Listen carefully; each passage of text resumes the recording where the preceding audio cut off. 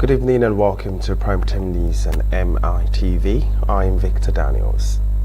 In the news, the former Attorney General of the Federation, AGF, and person of Abubakar Malami, who was granted bail by an Abuja High Court in an order dated December 23rd, 2025, is still being detained by the Economic and Financial Crimes Commission, EFCC.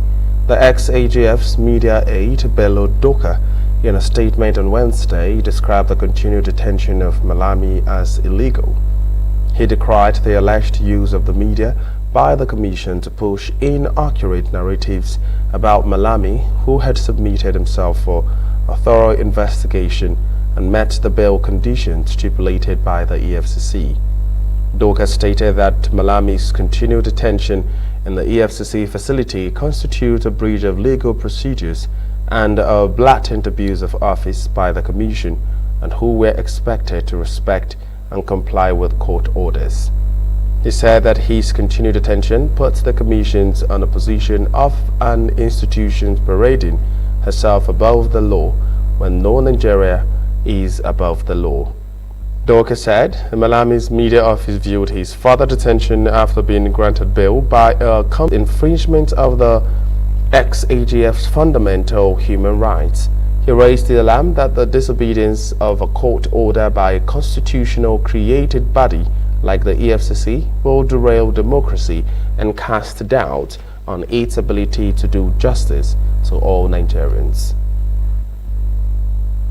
The House of Representatives Committee investigating the alleged Nigeria's gazetted tax laws has pledged to submit its report to the House as soon as its work is concluded.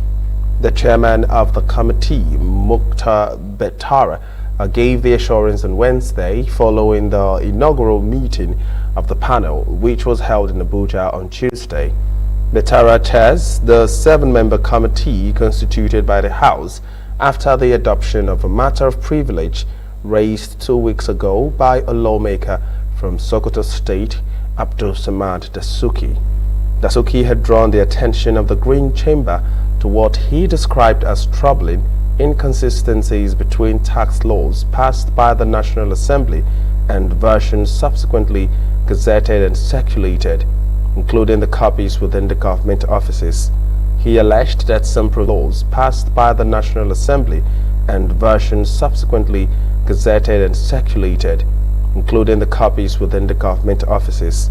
He alleged visions in the gazetted laws differed materially from what lawmakers approved, and arguing that any such alterations, if established, would amount to a breach of legislative procedures and the rule of law.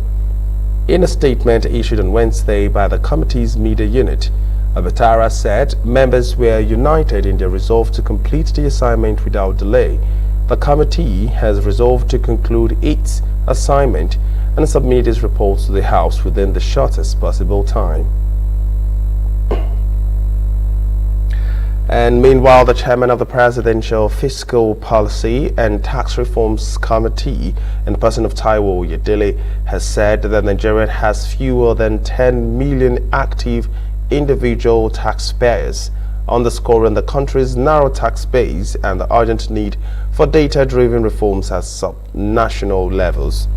Oyedele made the assertion while delivering a keynote address at the Tax Reform Summit 2026 in Lagos, themed From Reforms to Results, the Lagos Implementation Roadmap Creating a Tax Environment that Works for All. The summit was convened by Office of the Special Advisor on Taxation and Revenue in collaboration with the Lagos State Treasury Office. Oyedele explained that improving the quality of data for fiscal and economic planning is critical to expanding the tax net, particularly in Lagos State.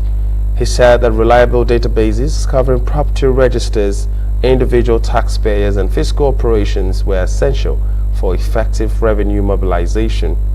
Oyedele highlighted the significant revenue potential of property taxation, describing it as one of the most stable but under-utilized sources of income for state and local governments. He said that Lagos could generate up to 1 trillion naira annually from property tax if the sector's potential is fully harnessed. He explained that if just 2 million properties in Lagos were taxable with an average value of 100 million naira and a modest tax rate of 0.5%, the state could raise 1 trillion yearly. And the Permanent Secretary, Office of Urban Development of Lagos State, at Gbolahan has been officially crowned as the Ogboni Uduntafa from the Ogboni chieftaincy family of Isaleko, Lagos Island. The coronation ceremony held on Wednesday also witnessed the opening of a new Ogboni family palace by the Lagos State Governor, Babajide Sanwo-Olu. That is one of the oldest custodian institutions deeply rooted in the tradition of the Lagos Island. It represents a lineage of spiritual authority, communal guardianship, and ancestral community. And at the commissioning of the palace, said that his official coronation and the new palace embodied the cultural value and history of the Lagos Island people and that of the Iduntafa family. He promised to remain focused in upholding and preserving the culture and chieftaincy title represents. Governor Babajide Sanwo-Olu, in his remarks, commended the Iduntafa family for bringing modernization to Lagos Island with the construction of a modern palace. To formally hand over not just a royal building, but a family tradition, a befitting edifice that is worthy of being identified with here in our root and our source, Isaleko in Lagos Island. The Ogboni Uduntafa chieftaincy family are truly blessed, and you can see with the demonstration of the commitment that they all rally around as a family to put together a befitting palace for the historic lineage of this house and this family. And so it's indeed an honor that during my tenure as the governor, this kind of edifice is being replicated within Lagos Island. I'm aware that there are others that are also in the level of various levels of reconstruction. It goes to see, our architect, our palmsec, the Ogboni Uduntafa himself, as a builder, as a gentrifier, and as a developer, he has reflected his professional calling.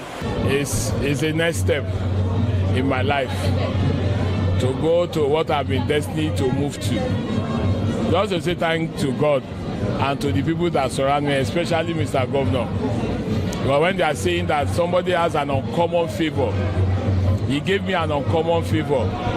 In less than 4 years, I was given nothing less than 4 solid promotions. I was given the chief residence officer. I was given the general manager, 2 times general manager, Lagos State Building Control Agency, permanent secretary. And now I've been ordained to be the Ogboni Uduntafa of Lagos. There is nothing else anyone can ask from God. In most cases, God will do 1 or do 2. In this case, I was being given the opportunity to hold 5. I thank God. What is your vision? To keep doing what I know how to do best. Just be focused with integrity and keep it on. The Osun State House of Assembly on Wednesday passed the 2026 appropriation bill of 723.5 billion naira after exhaustive deliberation. The Speaker of the House, Adewale Gbedun, while describing the feat as a milestone for the state's fiscal planning for 2026, reiterated the lawmakers' commitments to safeguarding the interests of the people. In a statement issued by a spokesperson, Olamide Tiamiyu, who said that the budget, which was tagged a budget of economic transformation, was passed after the detailed consideration by the House Committee on Finance and inputs from the various ministries, departments and agencies. The revenue estimates for the 2026 budget include an opening balance of 16.2 billion naira, recurrent revenue of 4 121.3 billion naira and a capital receipts of a little above 286 billion naira. This brings the total inflow of 723.5 billion naira. The 2026 budget was presented to the House on November the 12th by the State Governor Ademola Jackson Adeleke, and it was designed to promote sustainable development, enhance infrastructure, improve social services, and strengthen the key sectors such as education, healthcare, agriculture, and economic empowerment.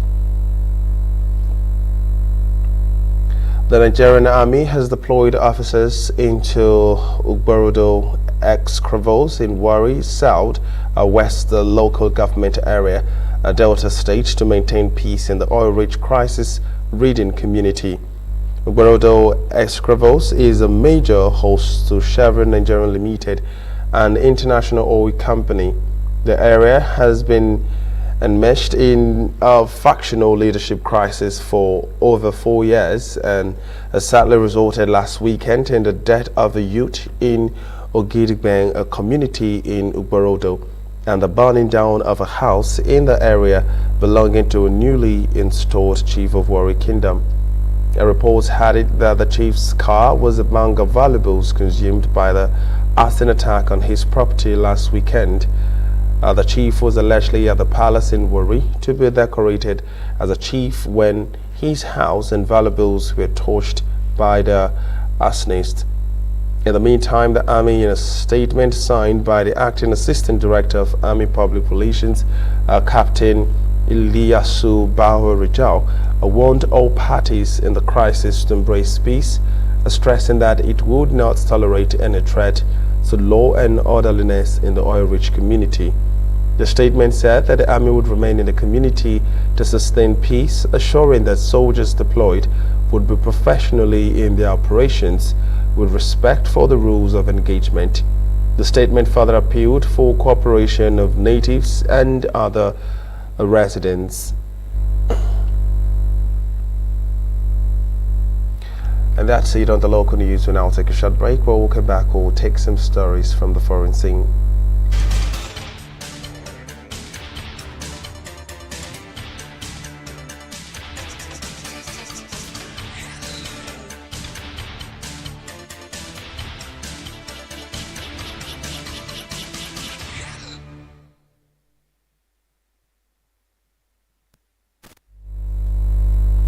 Welcome back on the foreign scene. Algeria's parliament has unanimously passed a law declaring France's colonization of the country as a crime, escalating tensions between the two nations and renewing demands for an official apology and reparations. The votes took place on Wednesday in Algiers, where lawmakers stood in the chamber wearing scarves in the colors of the national flag and chanted "Long Live Algeria" as they applauded the bill's adoption. The legislation states that France holds the legal responsibility for its colonial past in Algeria and the tragedies it's caused. The move comes amid a deepening diplomatic crisis between Algiers and Paris. The Speaker of Parliament, Ibrahim Boughali, said the vote would send a clear message both internally and externally that Algeria's national memory is neither erasable nor negotiable. Thailand and Cambodia have reportedly new fighting in their ongoing border conflict as the first talks between the sides since the latest outbreak of violence get underway. Thailand's military said on Wednesday that there had been clashes in the border provinces of Sisaket and Surin. Thai media reported that with Thai forces responding to Cambodians' BM-21 rocket attacks with artillery, tank fire and drones. One Thai soldier was injured in the Phamo 1 Donhyun Tamaria area of Sisaket province. The Thai army said before the Thai forces returned fire, striking more than 19 Cambodian military targets. A Cambodian military of the National Defense said the Thai forces had carried out an air attacks on Banan district in the northwestern border province of Battambang, hitting a civilian residential area with 4 bombs. Ukrainian President Volodymyr Zelensky has called for a meeting with the United States counterpart Donald Trump to discuss the sensitive issues as negotiators inched closer to a final draft of peace plan.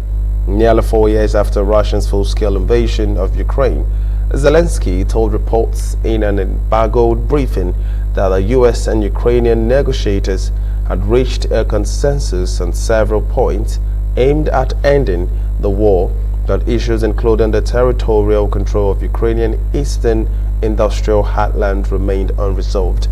Ukrainian leader is in comment released by his office on Wednesday said the country is ready for a meeting with the United States at the leaders level to address sensitive issues.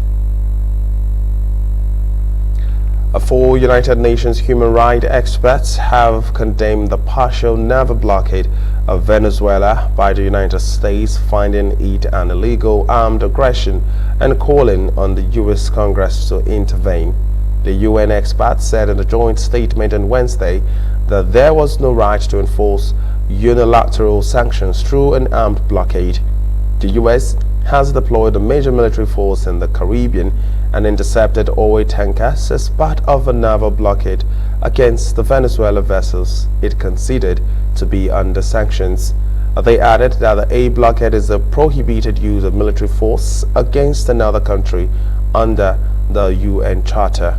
The expert said it is such a serious use of force that it's also expressively recognized as a legal armed aggression under the General Assembly 1974 definition of aggression. And Iran has rejected calls to allow inspections of nuclear facilities bombed during the attacks by the United States in June, saying the United Nations nuclear watchdog must define post-war conditions governing access to sites hit by the military attacks. Speaking to the reporters after a cabinet meeting in Tehran on Wednesday, Mohammad Islami, head of Iran's Atomic Energy Organization, said that Tehran would not permit inspections of facilities struck by the U.S. until the International Atomic Energy Agency establishes a clear framework for such visit. Islami said if there are established procedures for the post-war situations, the agency should announce them so that the Tehran can act accordingly. Meanwhile, Iran's Revolutionary Guards on Wednesday seized an oil tanker in Gulf carrying more than a dozen foreign crew members. A state media reported the vessel was carrying 4 million liters of smuggled fuel, with 16 non-Iranian crew members on board. State television quoted Navy Commander General Abbas as saying. He added that the forces from the Islamic Revolutionary Guard boarded a ship as it has leaving the Iranian territory waters, and it was not immediately clear which flag the ship was flying. We'll now take a short break. Or we'll come back, we'll give you some stories in sport.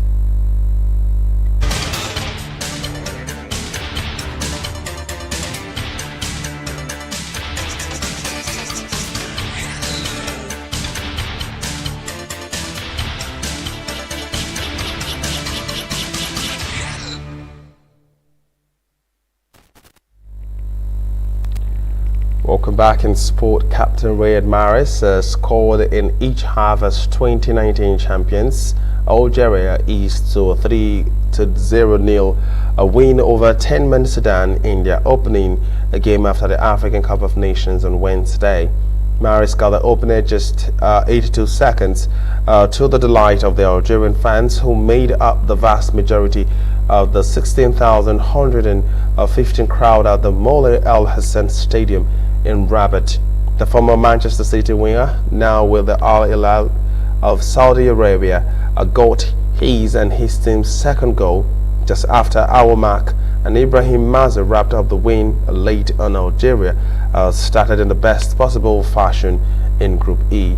Among spectators in the Moroccan capital was the French football legend Zinedine Zidane, whose parents came from Algeria and whose son, Lucas, was starting in goal for the Desert Foxes. Manchester United manager Ruben Amorim says that it will be impossible to replace injured captain Bruno Fernandes, but insists that the Portugal midfielder's absence is an opportunity for others to step up. Fernandes was forced off at half-time during the Sunday's 2-1 defeat by Aston Villa with a soft tissue injury, leaving United without their creative fulcrum and set-piece organizer. Reports say that United are hopeful that Fernandes could return for the Manchester derby on January the 17th. And Amorim, however, declined to discuss the extent of the injury, but acknowledged the void it creates. Amorim pointed out that the club lost Bruno, Brian Mbeumo and Amad Diallo in a set pieces, which was very massive for the team. However, an opportunity for other players to step up and show the leadership the players need in the team. Mbeumo and Diallo are away at the 2025 African Cup of Nations for Cameroon and Ivory Coast, respectively. And that's where we draw the curtain on tonight's news. I am Victor Daniels. Good night.